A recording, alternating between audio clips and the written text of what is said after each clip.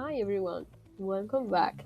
Today we are going to learn how to start and end a conversation in English like a native speaker. We'll cover essential greetings and end the best ways to say goodbye. Let's make your English sound natural. First, greetings or casual moments. You say hi.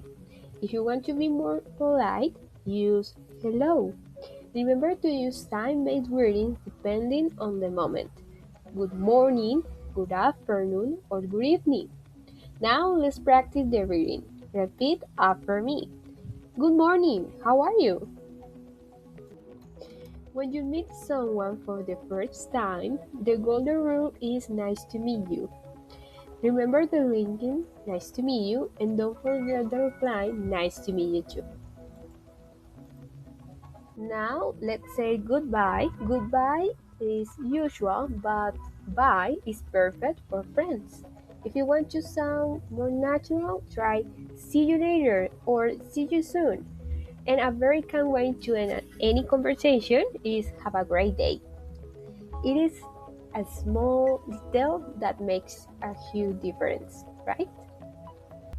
Okay, guys, we covered a lot today from good morning to have a great day. Here is your challenge. Leave a comment below using one greeting and one farewell to practice.